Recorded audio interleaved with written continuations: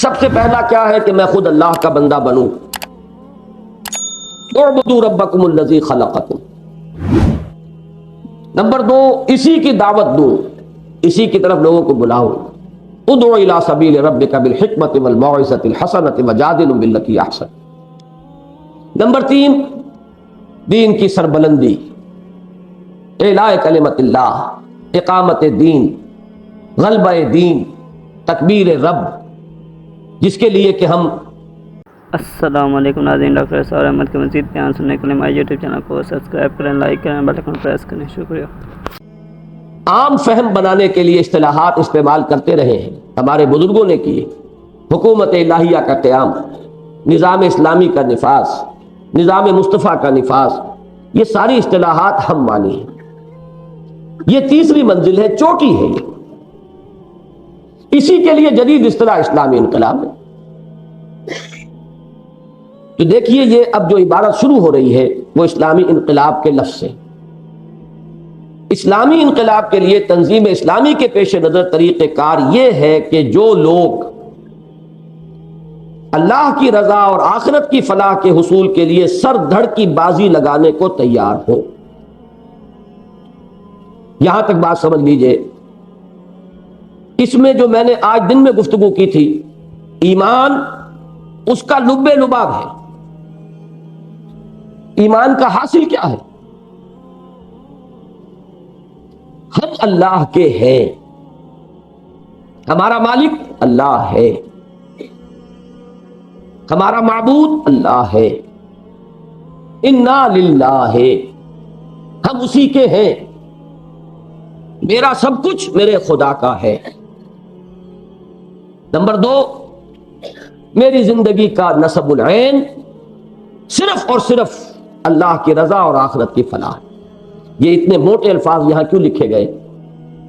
ایک بنیادی فرق سمجھ لیجئے کچھ اور لوگوں کے اور ہمارے نقطہ نظر میں. ہمارے نزدیک بندہ مومن کا نصب العین انقلاب نہیں ہے. جہاں یہ کجی جائے گی بہت سی گمراہیوں کے دروازے اور امکانات پیدا ہو جائیں گے. نصب العین نہیں ہے یہ. نصب العین کی سطح پر صرف ایک لفظ ہوگا، اللہ کی رضا اور اخروی نجات، اخروی فلاح. اقامت دین کے لیے، اسلامی انقلاب کے لیے، اعلاء کلمت اللہ کے لیے جد و جہد فرض ہے. فرض اور ہے، نصب العین ہے. فرض نماز ہے، اولین فرض ہے. فرض روزہ ہے، بڑا بنیادی فرض ہے. فرض زکوٰۃ ہے، بڑا بنیادی فرض ہے.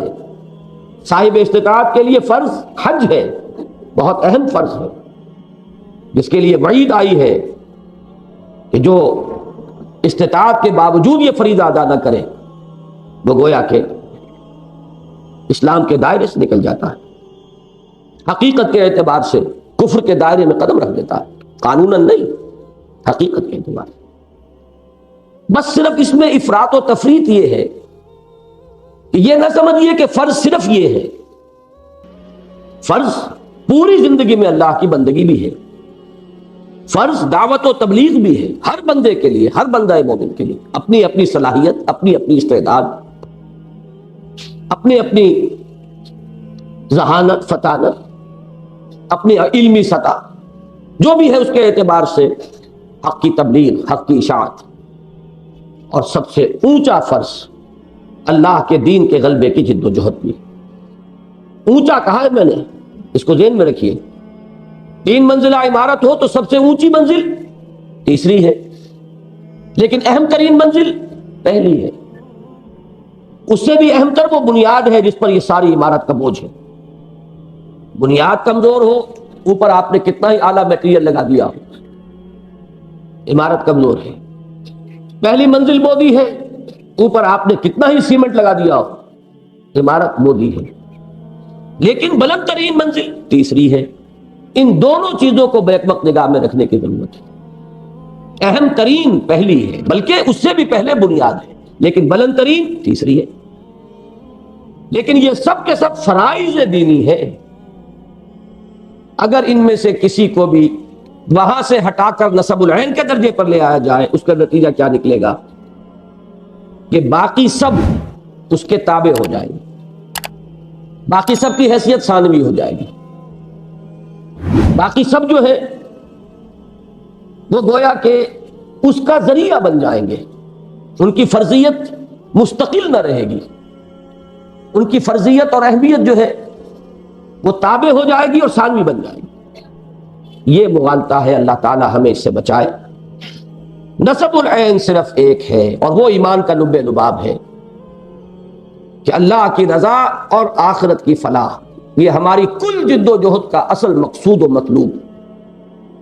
ہاں یہ ضرور ہے کہ اس کے لیے پھر جیسا کہ الفاظ آ گئے، سر دھڑ کی بازی لگانے کے لیے انسان تیار،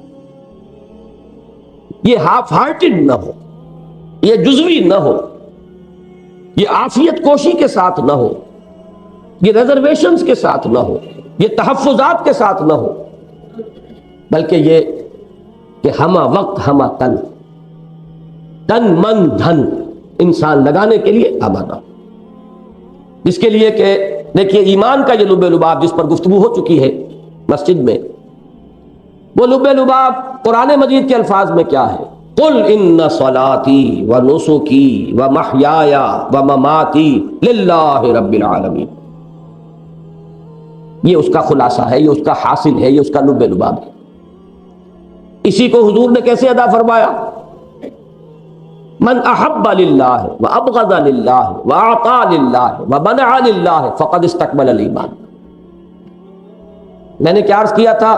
حاصل کیا؟ ہم اللہ کے ہیں اور ہمارے پاس جو کچھ ہے وہ اللہ کے لیے ہے۔ یہ اگر انسان اس جگہ تک پہنچ جائے تو گویا کہ ایمان کی تو صحیح بنیاد قائم ہو گئی۔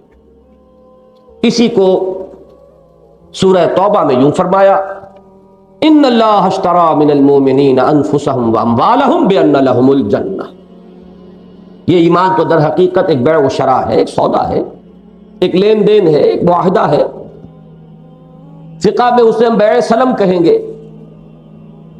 وہ بیع ہے کس بات کی؟ کہ بندہ اپنی جان اور مال اللہ کے ہاتھ فروخت کرتا ہے، اللہ اس کا خریدار ہے، قیمت اس کی جنت ہے۔ بیع سلم کیوں کہا؟ کہ یہ قیمت جو ہے ڈیفرڈ پیمنٹ ہے، فوری طور پر نہیں ہے۔ نقد جو بیع ہوتی ہے، اس ہاتھ دو اس ہاتھ لو، یہاں تھوڑا سا تاخیر کا معاملہ ہے۔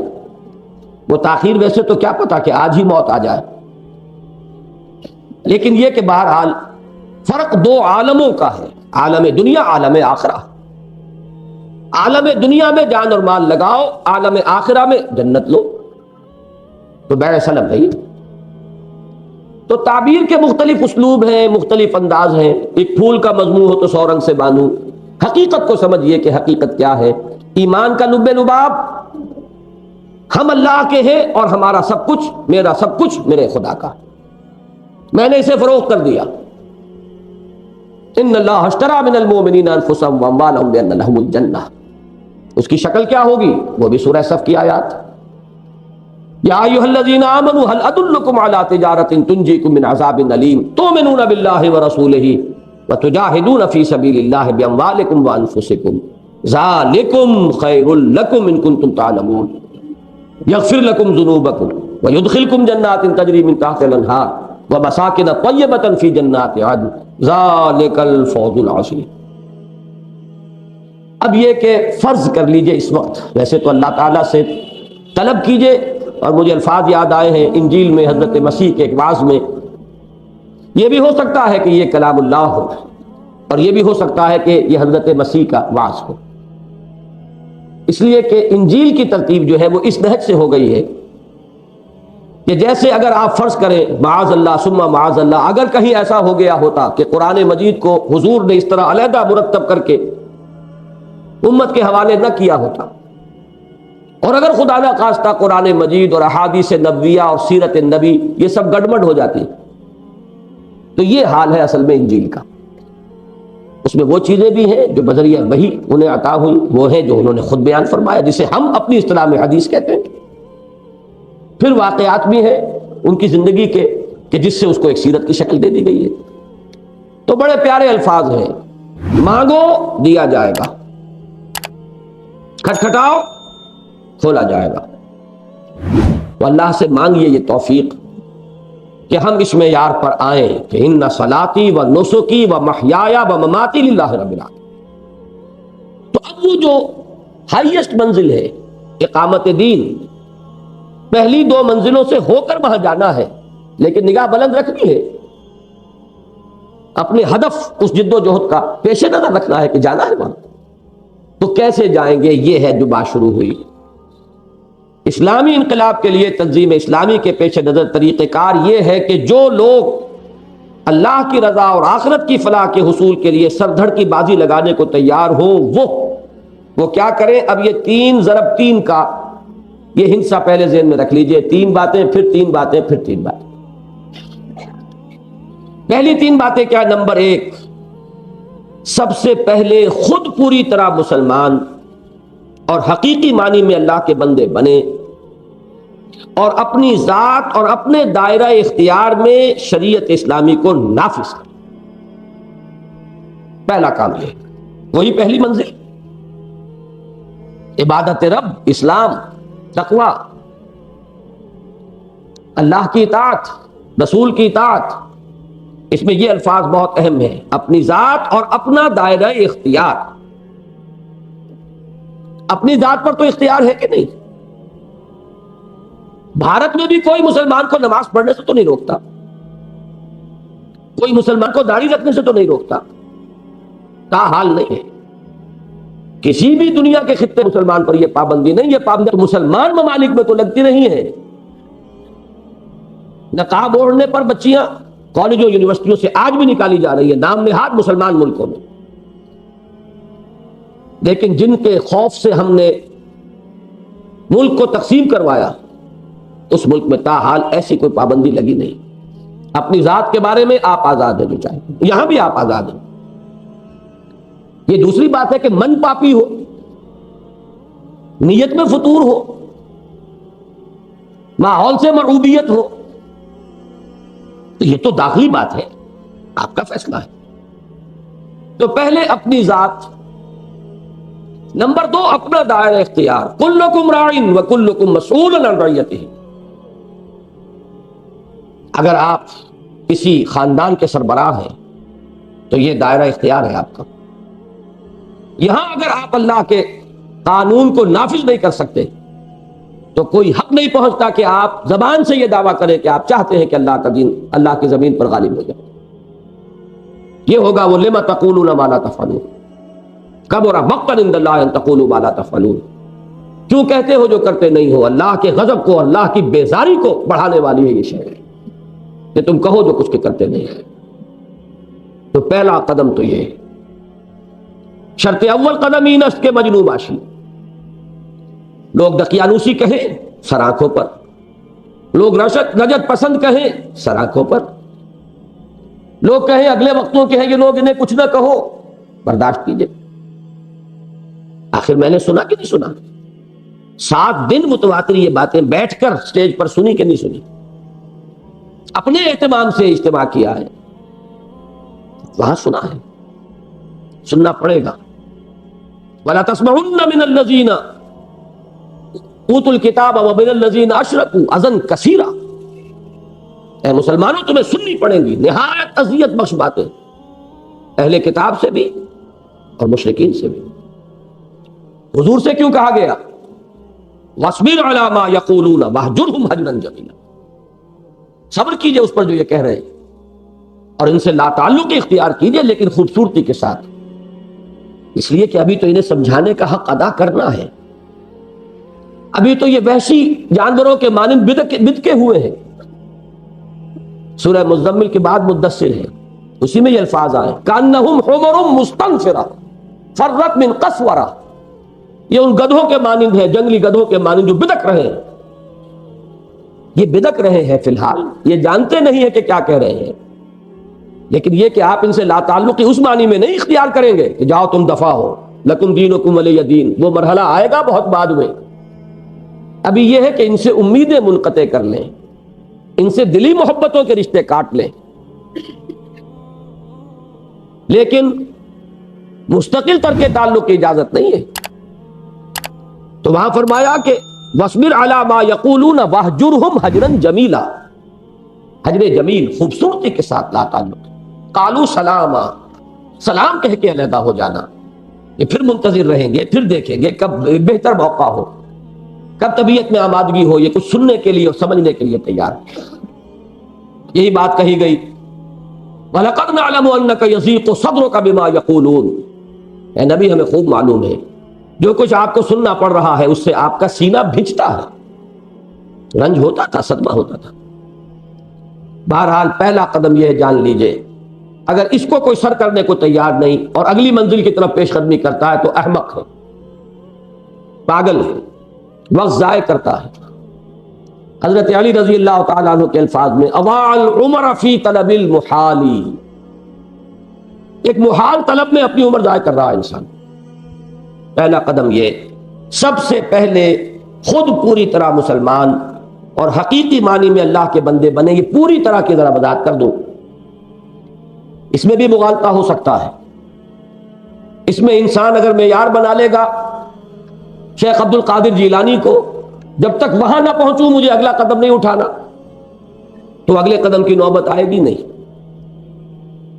اس کا ایک معیار کم سے کم فرائض کا پابند اور حرام چیزوں سے مجتنب، یہ تو کم سے کم ہے.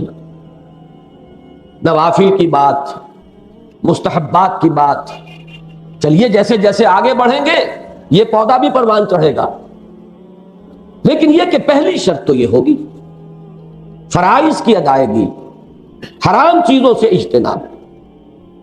دو شرطیں پوری کرے انسان، اور نہ صرف اپنی ذات بلکہ اپنے دائرہ اختیار میں بھی شریعت اسلامی کو نافذ کرے، اور اس کے لیے اپنے نفس کے خلاف بھی جہاد کریں اور بگڑے ہوئے ماحول سے بھی مردانہ وار کشمکش کریں. یہ دو کشمکشیں اس لیول پر آ جاتی ہیں. سب سے پہلے تو میں نے عرض کیا کہ خدا کا سب سے بڑا باغی تو ہمارے اندر بیٹھا ہوا ہے.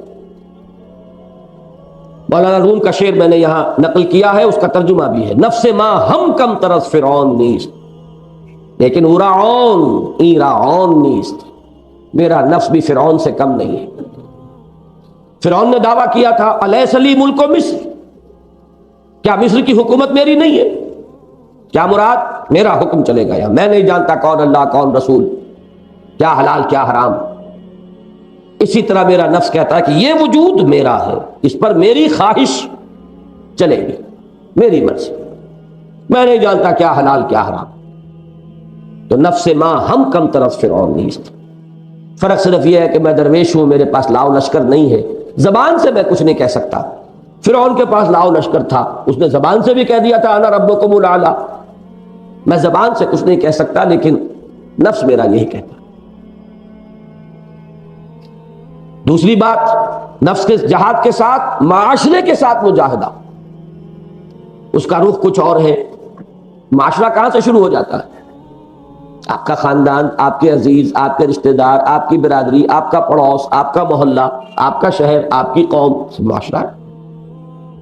اس کا رخ کچھ اور، آپ کا رخ کچھ اور، ان کی سوچ کچھ اور، آپ کی سوچ کچھ اور، ان کے معیارات کچھ اور، آپ کے معیارات کچھ اور، ان کی قدریں کچھ اور، آپ کی قدریں کچھ اور. تو کشمکش ہوگی کہ نہیں؟ کشاکش ہوگی کہ نہیں؟ اس میں دو ہی راستے ہیں. کم ہمت لوگوں کا راستہ کیا ہے کہ چلو تم ادھر کو، ہوا ہو جدھر کی. عافیت اسی میں ہے، آسانی اسی میں ہے، سہولت اسی میں ہے. اور باہمت لوگوں کا کیا ہے؟ فارسی میں وہ پہلی بات کیا ہوگی؟ زمانہ باتو نہ سازت تو با زمانہ بے ساز. زمانہ تمہارے ساتھ سازگاری اختیار نہیں کر رہا، ہم آہنگی اختیار نہیں کر رہا، تو چلو تم اس کے ساتھ سازگاری کر لو. فرکشن ختم ہو جائے گی، تصادم ختم ہو جائے گا. لیکن باہمت اولو العزم لوگوں کا، یہاں قرآن کہتا ہے ان ذالک من عزم الامور، یہ ہمت کی بات نہیں، یہ اصحاب ہمت کا راستہ ہے. ولمن صبر وغفر ان ذالک لمن عزم الامور. صاحب عظیمت لوگوں کا رویہ کیا ہے کہ زمانہ بات و نسازت تو با زمانہ ستیس، زمانہ تمہارے ساتھ ہم آہنگی اختیار نہیں کرتا تو اس سے لڑو. یہ پہلا قدم ہے. اب اس میں تفصیلات کا جتنا چاہے رنگ بھر لے، اس وقت یہ پوری بات 9 باتیں چونکہ آج ختم کرنی ہے، لہذا اس پہلی بات میں اسی وضاحت پر اکتفا کر رہا ہوں۔ دوسرا قدم کیا؟ باہم دینی اخوت اور ایمانی محبت کے رشتوں میں بند کر آپس میں نہایت شفیق اور رحیم اور دین کے باغیوں اور مخالفوں کے خلاف سیسا پلائی ہوئی دیوار بن جا۔ ابھی یہ صرف اخوت کی بات آئی ہے، سیدھی بات ہے 2 اور 2 4 کی طرح۔ کسی بامقصد انسان جس کی زندگی کا کوئی رخ معین ہو، اس کی محبتوں اور عداوتوں، نفرتوں اور دلی رشتوں کا ایک معیار معین ہو جاتا، از خود ہوتا۔ ایک حلقے سے کٹے گا، ایک سے جڑے گا، ایک سے دلی محبت کا رشتہ منقطع ہوگا اور دوسرے کے ساتھ قائم ہوگا۔ قرآن مجید میں یہ مضمون آیا ہے مختلف اسلوب میں، اشداء علی الکفار رحماء بینہم، سورہ فتح میں، سورہ مائدہ میں اذلۃ علی المؤمنین اعزۃ علی الکافرین۔ میں نے یہاں چونکہ آیات کوٹ نہیں کی ہے اس لیے کہ اس کو بہت وسیع پیمانے پر پھیلانا ہے۔ بے حرمتی کا اندیشہ ہمارے درسوں میں، ہماری تحریروں میں، ہمارے کتابوں میں، ہمارے کیسٹس میں یہ سب چیزیں موجود ہیں۔ اس وقت خلاصہ درکار ہے۔ اقبال کا خوبصورت مصرع ہے، شعر ہے، ہو حلقہ یاراں تو بریشم کی طرح نرم، نظم حق و باطل ہو تو فولاد ہے مومن۔ لیکن یہ کہ قرآن مجید کے الفاظ یاد کیجئے، محمد الرسول اللہ والذین معہ اشداء علی الکفار رحماء بینہم۔ وہ حدیث بھی میں آپ کو سنا چکا، ایمان کا جو تکمیلی مقام ہے، من احب للہ و ابغض للہ و اعطا للہ و منع للہ فقد استقبل الایمان، وہی بات ہے۔ ہو حلقہ یاراں تو بریشم کی طرح نرم، نظم حق و باطل ہو تو فولاد ہے وہ۔ تیسرا سٹیپ،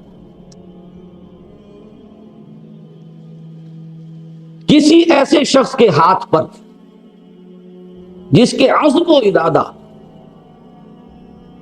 اصابت رائے اور خلوص و اخلاص پر دل و دماغ گواہی دے دیں، ہجرت و جہاد اور سمع و طاعت فی المعروف کی بیعت کر کے ایک جماعتی نظم میں منسلک ہو جائے۔ دیکھیے پہلی بات کیا تھی؟ اخوت، برادرہڈ۔ اگلا قدم ہے تنظیم، ڈسپلن، نظم، سمع و طاعت والا نظم۔ میں نے چونکہ آج جمعے میں ابتدا میں آیات اور احادیث پڑھ دی تھی، اس لیے آج میں نے ابتدا میں ان کا اعادہ نہیں کیا دوبارہ اس وقت۔ آمرکم بخمس، حارث عشری رضی اللہ تعالیٰ عنہ کی روایت، حضور نے فرمایا مسلمانوں میں تمہیں 5 باتوں کا حکم دیتا ہوں، بالجماعت والسمع والطاعت والہجرت والجہاد فی سبیل اللہ۔ رواہ الامام احمد والامام الترمذی رحمہم اللہ، مسند احمد اور جامع ترمذی کی روایت، ان دونوں کے حوالے سے مشکات شریف میں موجود ہے، جو حدیث کا پرائمر ہے، حدیث کی اولین کتاب ہے جو سب پڑھتے ہیں۔ یہ جو ڈسپلن، سمع و طاعت اور اس کے لیے ہجرت و جہاد، اس کو اچھی طرح سمجھ لیجئے۔ اول تو یہ کہ کس کے ہاتھ پر کی جائے اس کی کچھ شرائط ہے۔ نبی تو کوئی نہیں آئے گا،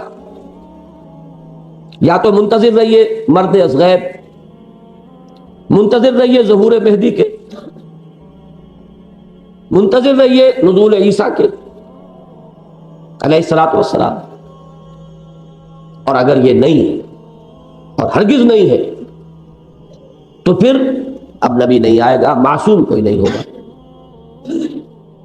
اس معنی میں کامل کہ کہیں انگلی رکھنے کی جگہ نہ ہو، کہیں اعتراض کی گنجائش نہ ہو، وہ نہیں ملے گا۔ اس کی تلاش کریں گے تو گویا کہ فرار اختیار کریں گے اپنی ذمہ داری کی ادائیگی سے۔ لہذا عملی شکل کیا ہے وہ یہاں بحمداللہ بڑے جامع الفاظ میں آ گئی۔ 3 باتوں پر اس کے بارے میں دل اور دماغ گواہی دے دیں۔ دو ہی چیزیں انسان میں ہیں، دماغ صغرا کبرا جوڑ کر نتیجے نکالتا ہے، دل میں براہ راست جسے آپ وجدان کہتے ہیں، انٹیوشن کہتے ہیں، وہ سپونٹینیس ہوتا ہے، وہ علم جو حاصل ہوتا ہے وہ کسی سلسلہ استدلال کا نتیجہ نہیں ہوتا۔ بسا اوقات دماغ کچھ کہہ رہا ہوتا، دل اسے قبول نہیں کرتا، بسا اوقات دل ایک بات مانتا ہے، دماغ اس کے لیے دلائل نہیں فراہم کر سکتا۔ مولانا محمد منظور نعمانی نے ایک مرتبہ بڑی پیاری بات کہیں لکھی تھی کہ اصل بات تو دل کے بدلنے کی ہے، دماغ تو کرائے کا وکیل ہے جو صرف دلائل فراہم کر دیتا ہے۔ ظاہر بات ہے کہ وکیل کے پاس کسی بھی مقدمے کا مدعی چلا جائے تو اس کے لیے حاضر ہے دلائل کا انبار، اور اگر مدعا علیہ چلا گیا ہو تو اس کے لیے حاضر ہے دلائل کا انبار۔ تو بڑی پیاری انہوں نے یہ نسبت قائم کی۔ بہرحال انسان میں دو چیزیں ہیں، اس کا دماغ، اس کا دل، دونوں گواہی دیں اس بات پر کہ جو شخص اس کے لیے کھڑا ہوا ہے اس میں ہے عزیمت، ارادہ ہے، آخر اس کی زندگی ہے، دیکھیے لگا رہا ہے یا نہیں، ڈٹا رہا ہے یا نہیں۔ نمبر دو، اصابت رائے، اس کے فکر سے اتفاق، تمام تفصیلات میں اتفاق کبھی نہیں ہوا۔ حضرت عمر کو اختلاف رہا محمد الرسول اللہ صلی اللہ علیہ وسلم سے کہ نہیں، ہو گیا، رہا کا لفظ میں نے غلط استعمال کیا، ہوا، اس لیے کہ رہا کی بات تو غلط ہو جائے گی۔ اسیران بدر کے معاملے میں اختلاف ہوا کہ نہیں؟ صلح حدیبیہ کے موقع پر اختلاف کا ظہور ہوا کہ نہیں؟ بالکل لیا اتفاق، یہ تو تقریباً ناممکن ہے۔ ہاں ممکن ہمیں نظر آیا ہے تو صرف وہ ایک شخص ہے، وہ جس کا نام ابو بکر صدیق ہے، وہ معلوم ہوتا ہے کہ ہے ہی شیڈو، حضور کا عکس کامل ہے، کیا فرق ہوگا کسی شے میں اور اس کے سائے میں، وہ ہے ایک مستثنا بات۔ لیکن یہ کہ باقی تو کہیں نہ کہیں کسی مرحلے پر کوئی اختلاف کسی بات میں ہو جائے۔ اصل شے کیا ہے؟ بحیثیت مجموعی اس کی سوچ، اس کے فکر سے اتفاق۔